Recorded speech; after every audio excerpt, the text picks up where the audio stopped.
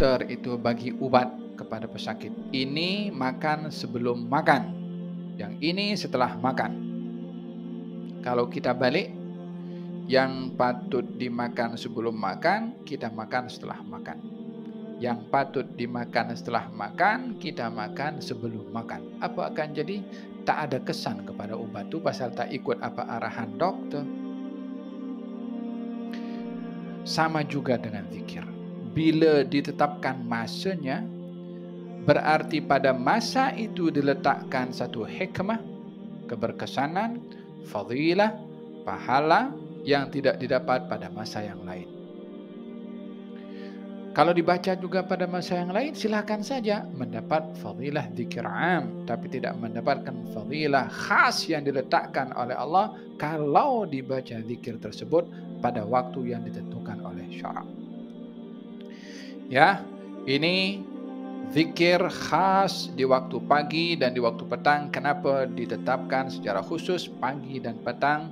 Disebabkan oleh kerana rahasia zikir yang dibaca di waktu pagi dan petang tidak akan didapat bila dibaca selain pada waktu pagi dan juga petang. Oleh sebab itu disebutkan secara khusus pagi atau petang. Yang kedua adalah pagi dan petang ini adalah waktu yang paling barakah di antara waktu yang ada di dalam satu hari. Disebabkan pagi adalah permulaan hari, petang penghujung hari. Kita mulai awal hari kita dengan zikir dan kita akhiri hari kita dengan zikir. Sehingga waktu itu menjadi barakah karena dimulai dengan zikir dan diakhiri juga dengan zikir. Oleh sebab itu dijadikan zikir pagi dan juga zikir petang. Yang ketiga, hikmah ditentukan pagi dan petang ini supaya dilihat keberkesanannya pada zikir pagi akan didapat oleh orang yang berzikir sampai pada waktu petang. Dan orang yang berzikir di waktu petang akan mendapat keberkesanannya sampai waktu pagi. Sehingga orang itu daripada pagi dan petang berada dalam hikmah zikir yang dibaca waktu pagi. Bila berzikir di waktu petang, ia berada dalam hikmah zikir di waktu petang sampai pagi. 24 jam dia berada dalam keadaan hikmahnya zikir. Mana ada orang yang lebih bahagia daripada orang itu? Mana ada orang lebih tenang daripada orang seperti itu? Ala bi dzikrillahi tatma'innul qulub alladzina amanu wa tatma'innu qulubuhum bi dzikrillah. Ala bi dzikrillahi tatma'innul qulub. Dan orang-orang beriman dan hatinya tenang ketika berzikir. Ketahuilah dengan berzikir hati akan tenang. Ya Allah, orang-orang beriman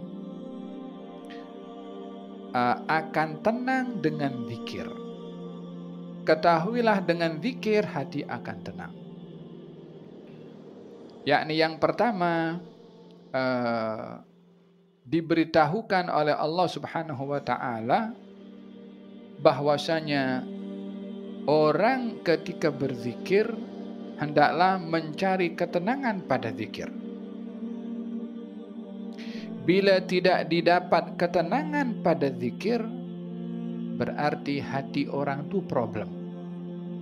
Apa sebabnya? Sebab ala bi dzikrillahi tatma'innul qulub. Zikir itu akan menyebabkan hati tenang. Jadi kalau ada zikir yang tak menenangkan hati, bukan zikirnya, tapi hati orang. Ada something wrong pada hati orang itu karena tidak mendapatkan ketenangan pada zikir. Mungkin ada dosa yang dia belum bertaubat. Mungkin lalai ketika berzikir. Mungkin ghafil ketika berzikir. Mungkin tiada penghayatan pada zikir.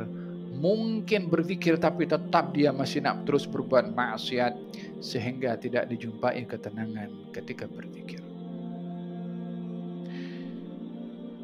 Alladzina amanu wa tatma'innu qulubuhum bidzikrillah, ala bidzikrillah tatma'innul qulub. Dengan berzikir kepada Allah, hati akan tenang. Walaupun pandemik, walaupun pandemik. Walaupun PKP, walaupun PKP. Walaupun perpanjang sampai ujung Jun, walaupun diperpanjang sampai ujung Jun.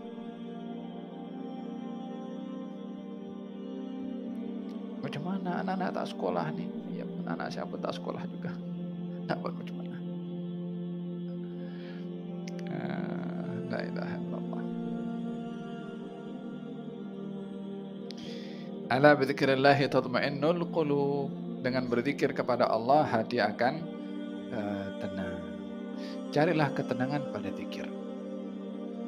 Kalau tidak jumpa, terus berusaha. Pasti akan jumpa. Karena yang menjanjikan ketenangan adalah Allah Subhanahu wa taala yang suruh kita berzikir.